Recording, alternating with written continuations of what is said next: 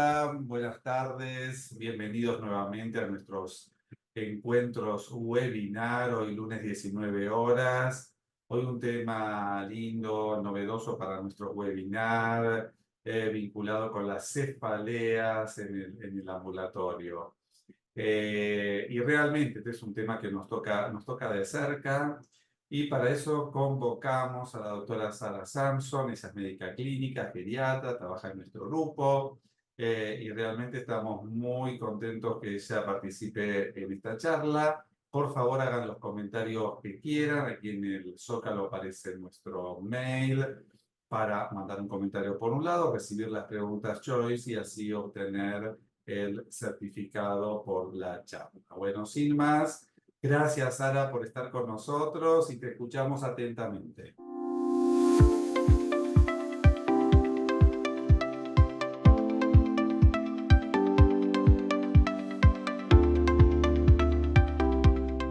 Bueno, Marce, muchas gracias. Es realmente un honor para mí estar aquí. Desde ya pido perdón por la disfonía, pero a veces nos toca. Y bueno, como comentabas, vamos a hablar un poquito de las cefaleas en el ambulatorio.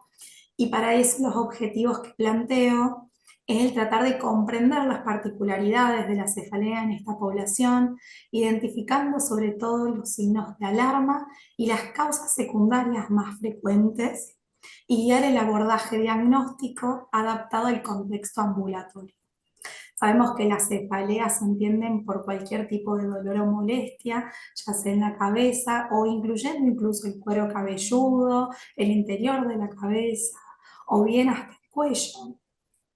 Y es una patología altamente prevalente. Vamos a ver que a nivel mundial más de la mitad de las personas han sufrido algún tipo de dolor de cabeza en el último año. Estos valores fueron consensuados con la Sociedad Argentina de Neurología puntualmente, donde encontraron que hasta un 14% de ellos se debían a migrañas, sobre todo en mujeres en edad fértil, y correspondían un 26% a cefaleas tensional. Pero aquí lo curioso es que esta información estadística está muy limitada a los adultos mayores. Sí, Entonces total. les traigo algunos casos Sarita, clínicos. Sarita, Sí, una cosita nomás, y también el hecho que estén juntas, o sea, las cefaleas mixtas, o sea, entre tensional, o sea, que a veces tenga tensional y a veces tenga lo de la migraña, que también es bastante frecuente de observar. totalmente. Eso lo vamos a ver un poquito ahora en la clasificación más adelante. Pero ahora les traigo unos casitos clínicos como para que se diviertan tratando de ir diagnosticando junto con nosotros. Les presento una paciente de 72 años, hipertensa, dislipémica. Como antecedente familiar, su madre tenía osteoartritis y comentaba que tenía un dolor de cabeza intenso en región temporal derecha que se acompañaba de una fatiga generalizada hacía 3 semanas. Era de inicio insidioso, progresivo, pulsátil, irradiaba hacia la mandíbula que hacía que hasta que tenga que dejar de comer habiendo perdido 2 kilos en este último mes y no había presentado anteriormente cefaleas. Ya se irán imaginando para dónde va mirando esta sospecha clínica, pero les cuento que esta paciente tenía un registro subfebril en su evaluación de signos vitales y tenía dolor a la palpación y un engrosamiento discreto en la arteria temporal derecha. Entonces, obviamente, suponiendo que estamos hablando de una arteritis de la temporal, viendo una arteritis de células gigantes, como signo de alarma se presenta el riesgo de la pérdida visual.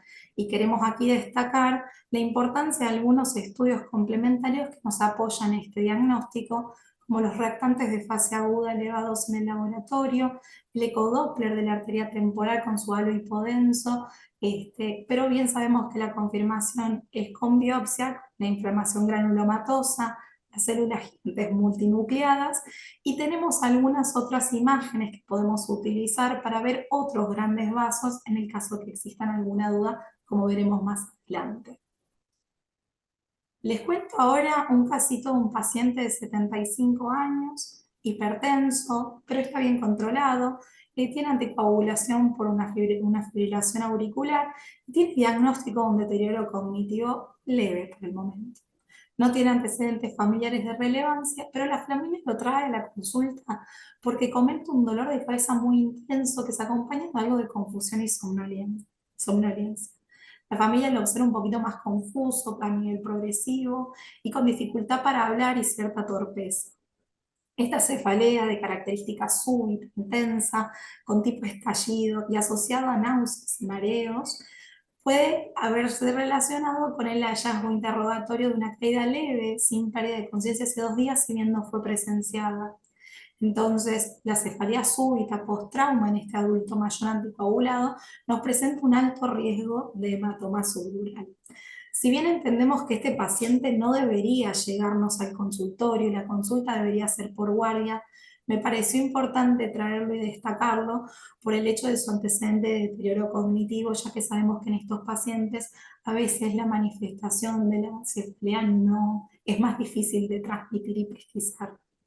En la exploración física de este Que a paciente, veces, y te vienen al consultorio, o sea, claro, me pasó con por el eso lo doctor traje. Vallejo hace poquito, que el diagnóstico Sí, fue de consultorio porque encima el paciente con su deterioro cognitivo tampoco recordaba en detalle el tema del golpe, ¿eh? Entonces tampoco fue un tal cual. golpe que le pasó un camión por arriba. Entonces, Claro, ojo, porque venía con este dolor de cabeza y sintomatología también, ¿eh? Tenía exacto. sintomatología clínica. Así que siempre tenéis, y a veces te caen en el consultorio, ¿eh? Totalmente. Por eso la importancia de traerlo, si bien la imagen en este caso es alusiva, no era de este paciente, pero bueno, marcar la importancia de este examen neurológico con la somnolencia, una desorientación temporoespacial que era nueva y un déficit de fuerzas distales.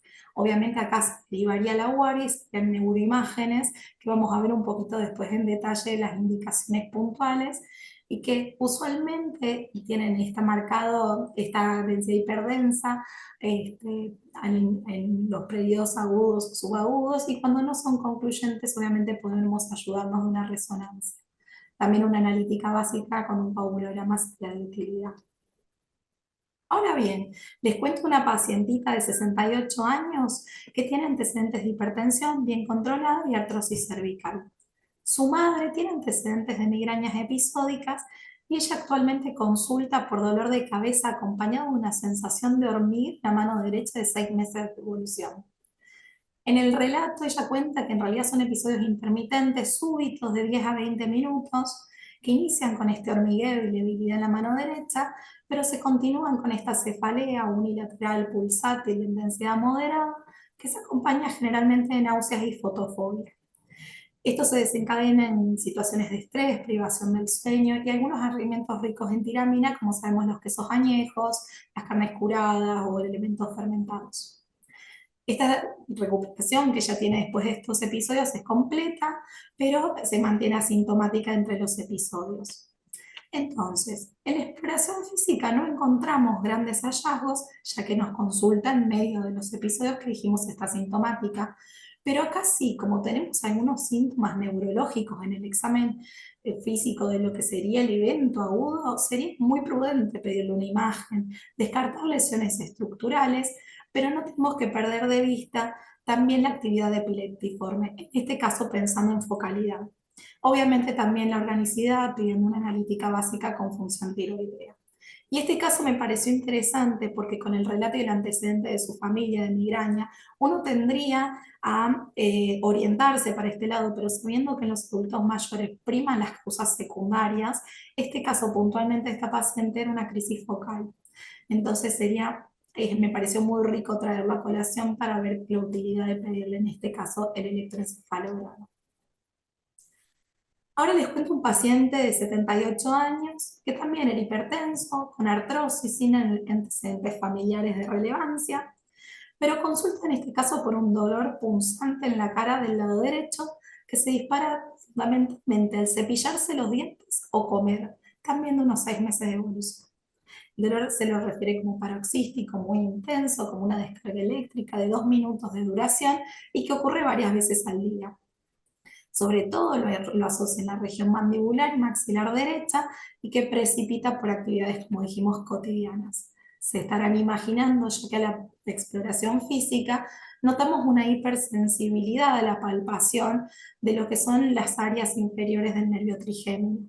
Y obviamente pensando en esta neuralgia, es importante igual descartar causas secundarias como tumores, ya sean cerebrales, cerebropontinos, esclerosis múltiples, aneurisma de la arteria cerebelosa superior.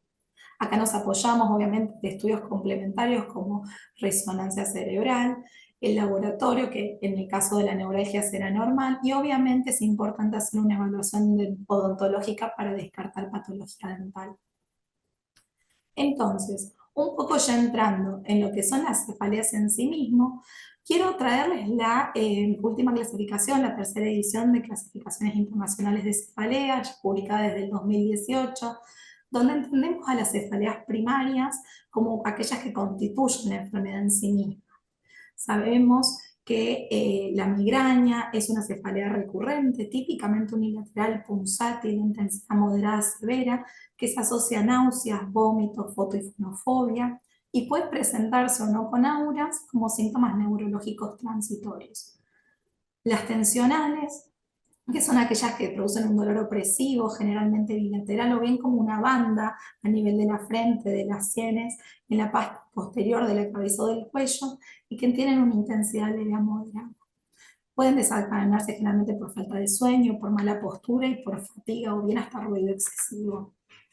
Tenemos también las cefaleas trigémino-autonómicas, como son la cefalea de Horton, que si bien son raras en los adultos mayores, pueden presentarse como un dolor intenso, unilateral, periorbitario, temporal, de corta duración, y que se asocian con síntomas autonómicos. Tienen un patrón en racimo y también pueden diferenciarse, por ejemplo, de las cefaleas paroxísticas, de las episódicas sordas, las primarias nocturnas o las neuralgiformes.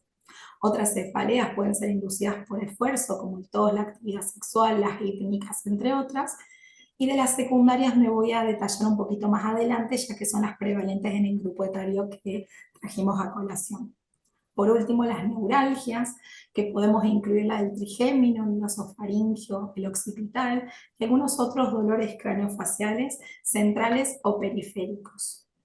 Para hablar un poquito de las características clínicas particulares de los adultos mayores, quiero hacer énfasis en las modificaciones fisiológicas del envejecimiento y la percepción del dolor, ya que con la edad se proceden algunos cambios en el sistema nervioso central y periférico, donde sabemos que hay menos fibras nerviosas, hay enlentecimiento en la transmisión del impulso y algunos cambios en los neurotransmisores relacionados con la nocicepción. Existe una disminución en lo que es la sensación del dolor agudo, pero también muchas veces se potencian los dolores crónicos o bien persistentes.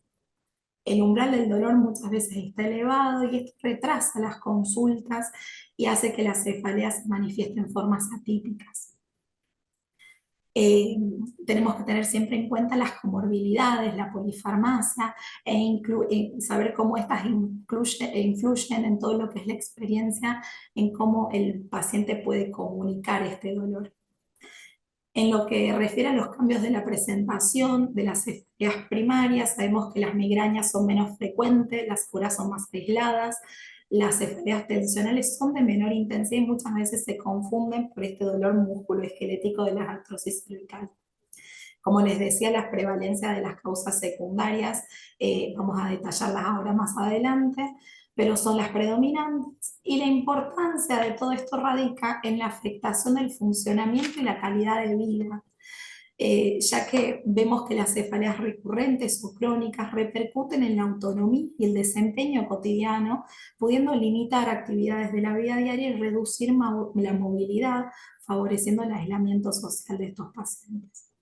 Entonces, sabemos también que tiene el impacto en el estado del ánimo, aumenta el riesgo de ansiedad, depresión, se asocia un mayor uso de fármacos con un riesgo de interacción e incluso el sobreuso, donde sabemos que también puede producir mayor cefalea. Y en personas con deterioro cognitivo o fragilidad, las cefaleas pueden pasar inadvertidas o manifestarse, como decíamos, como cambios conductuales, complicando aún más la detección y el tratamiento de las mismas. Es Entonces acá interesante, les está, sí. es interesante lo que vos comentás. Eh, Recientemente una paciente que yo sigo en el consultorio de evaluación funcional por sintomatología depresiva Ujú. asocia dolor tipo neuralgia, tipo un dolor, una neuralgia del trigémino, muy intenso con el primer escalón de manejo y yo la estudio con una angioresonancia y tiene el nervio atrapado con una malformación vascular. A ver, y obviamente el neurocirujano no la quiere tocar en principio y bueno, después viene todo el manejo entre Claro, la duloxetina que ya venía tomando por su fibromialgia, la carbamazepina, el sodio y toda la cuestión, que de alguna manera termina siendo resorte nuestro de manejo. O sea, lo puede ver al especialista, lo que sea, pero el primero que contacta y con una accesibilidad muy alta somos nosotros. Entonces, exacto. yo te escuchaba atentamente y digo, uy, qué bueno esto como para reforzar y son cosas que tenemos que estar al tanto y seguir escuchándote atentamente. Bien. Bueno, entonces les traigo lo prometido que vengo diciéndoles tanto que acá en este grupo las cefaleas secundarias toman un rol preponderante, donde vemos que pueden presentarse desde trastornos vasculares, isquémicos, hemorrágicos, disecciones, trombosis, las vasculitis, como vimos en el caso clínico, trastornos intracraneales no vasculares, como los tumores, hipertensión intracraneal, hidrocefalia, infecciones o las crisis epilépticas, traumatismos con sus consecuentes posibles hematomas o hemorragias y síndromes postconvulsionales, el uso o supresión de sustancias, tan importante en esta época del año, la intoxicación es sobre todo, por ejemplo, con el monóxido de carbono, el consumo de alcohol u otras sustancias, algunos efectos adversos de fármacos, la abstinencia de cafeína, alcohol o benzodiazepinas, las cefaleas por abuso de medicación, como es en el caso de algunos analgésicos. Vemos la repercusión de algunas enfermedades sistémicas como las infecciosas o sepsis, las alteraciones de la homeostasis, como en el caso de hipoxias, hipercapnias, emergencias hipertensivas o trastornos endocrinológicos, metabólicos, y patologías estructurales craneofaciales, ya sean de ojo, oído, nariz, boca y dientes y hasta el cuello, que obviamente les dejo aquí como para poder tener un resumencito de todas estas. Pero lo importante acá es un poco traer el abordaje y los signos de alarma que me pareció fundamental que hablemos. Entonces, desde un enfoque práctico, historia clínica se tiene que caracterizar el dolor precisamente. A veces a algunos pacientes les cuesta lograr caracterizar el dolor, pero tratar de guiarlos y ayudarlos a encontrar las características del mismo es sumamente importante. Le preguntamos cómo es el inicio, si es agudo, si es progresivo, si está localizado, si, cuánto dura, cómo es la intensidad, qué lo desencadena, qué lo alivia, cómo evoluciona este dolor, qué síntomas asociados presenta y cuáles son las comorbilidades y sobre todo las antecedentes de medicación de estos pacientes y como hablábamos los riesgos de las polifarmacias en estos pacientes. Me pareció muy interesante traer el concepto del diario de cefaleas para poder documentar esta frecuencia, intensidad y factores precipitantes, como así también las respuestas al tratamiento como algo muy rico que aporta la historia clínica del paciente. En el examen siempre acordamos de la parte neurológica completa, hacer un examen completo de la cabeza, el cuello, palpar los senos, la articulación temporomandibular, el tejido submandibular, las carótidas, las arterias temporales, regiones supra y infracutâneas, y siempre buscar signos neurológicos y focalidad para tenerlos como pautas de alarma. Si se puede pedir una evaluación de fondo de ojo buscando papiledema pensando en hipertensión endocraniana, signos de rigidez cervical, por ejemplo, en los casos de meningismos. Siempre tener en cuenta que los signos vitales nos orientan buscando las causas secundarias y hasta podemos hacer una maniobra de Dix-Halpy para ver vértigo asociado. Trayendo un poquito de los estudios complementarios, vamos a ver que el laboratorio nos orienta un poco en la búsqueda de estos causas subyacentes. El hemograma completo, por ejemplo, puede ser infecciones, anemias, trastornos hematológicos, los electrolitos, función renal, función hepática, la glucemia nos orienta con el perfil bioquímico. Los reactantes de fase aguda en los procesos inflamatorios o infecciones vimos que se sustentan mucho una sospecha diagnóstica de arteritis de las células gigantes, serologías o pruebas específicas según sospechas clínicas, la función tiroidea y la prueba de coagulación con sospecha de vasculopatía o riesgo de hemorragias. Ya hablando un poquito de la neuroimagen, me parece muy importante destacar que esta se debería solicitar en el caso de encontrar banderas rojas o hallazgos en el examen físico neurológico.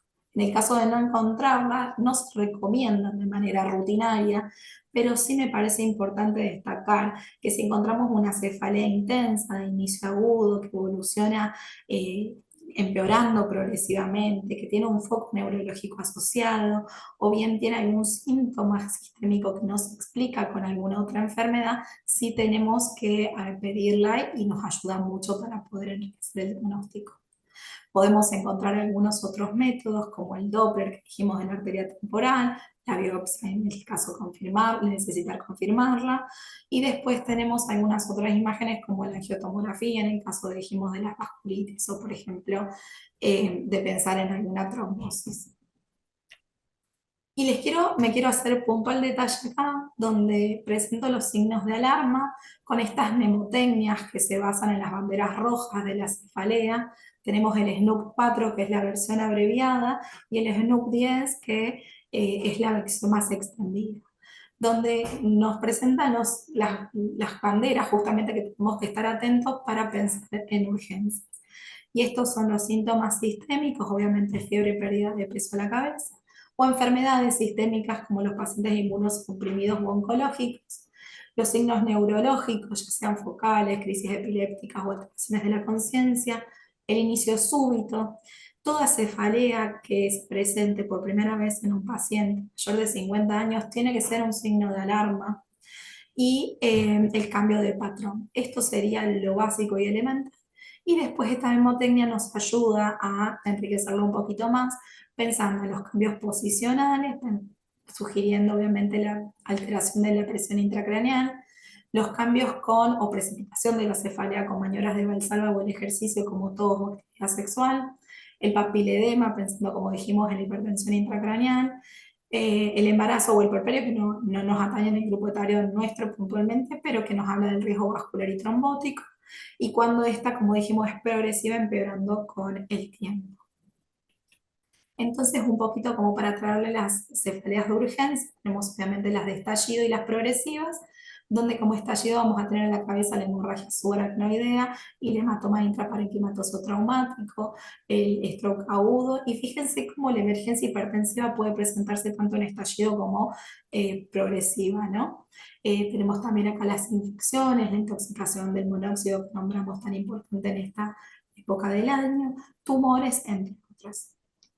Entonces, hablando un poquito del manejo, de las consideraciones del tratamiento, les traigo un poquito de medidas no farmacológicas, donde radica la importancia de la identificación y el manejo de desencadenantes, haciendo mucho hincapié en la higiene del sueño, en una correcta hidratación, en un ejercicio regular, las técnicas de relajación y manejo del estrés. A ver también en lo que respecta al manejo terapéutico individualizado, considerando, como veníamos diciendo, en las comorbilidades, la polifarmacia y la fragilidad de estos pacientes.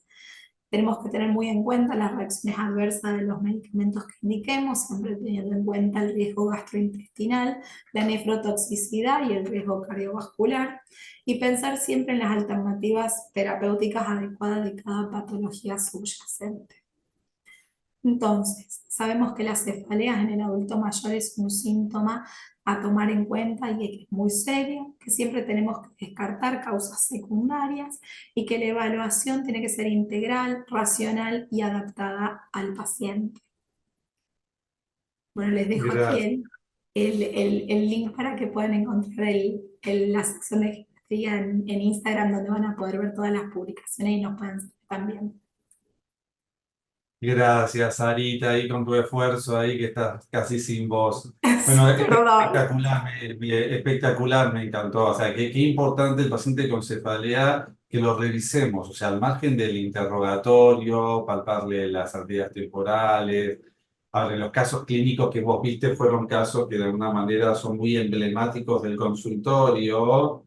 Quizás uno escuchaba los casos y era muy de libro, ¿viste? Pero a veces tiene metida una cosa y Sí. después tiene cosa del otro. Entonces vos podés tener un caso con los tres, cuatro casos que vos mostraste, y a veces sí Sí. ahí se requiere viste, se requiere ahí un poquitito de parar, de escucharlo al paciente y de revisarlo. O sea, vuelvo a esta paciente que tenemos en conjunto con el doctor Vallejo, que venía a la consulta. Primero iba con él, yo lo veo en EFA, venía con él en el contexto de médico de cabecera y él la revisó, y notó la disminución de fuerza del miembro superior y ahí es cuando se hizo esto fue hace unas semanitas no más, y ahí se hizo la imagen de guardia y tenía un hematoma subdural. A ver, cómo, y encima de deterioro cognitivo era difícil, ¿no? Con toda la situación de un vínculo familiar complejo, y uno podía caer, era más de lo mismo, ¿entendés? Pero el Claro, hecho de encontrar un dato objetivo en el examen físico es clave para después ir solicitando algún estudio de mayor complejidad. Así que tu tal charla, cual. Sara, nos da pie a la próxima que van a ver la semana que viene, que tiene que ver con la estrategia medicamentosa propiamente dicha. Eh, Exacto. con la doctora Laura Vivanco, que estaba muy buena la charla, no me quiero adelantar demasiado, y complementa obviamente a lo que vos mostraste de una manera magistral. Así que gracias, Sarita, mejorate pronto de Gracias a tu vos. ponía, hagan los comentarios que quieran. Nuevamente va a salir aquí abajo el Zócalo en nuestro mail para mandar un mensaje y recibir las preguntitas yo y así obtener el certificado. Y los esperamos para la segunda parte de esta charla del manejo farmacológico el lunes próximo, 19 horas. Bueno, un abrazo muy grande y que estén muy bien. Chao, Eh, chao. chao, chao.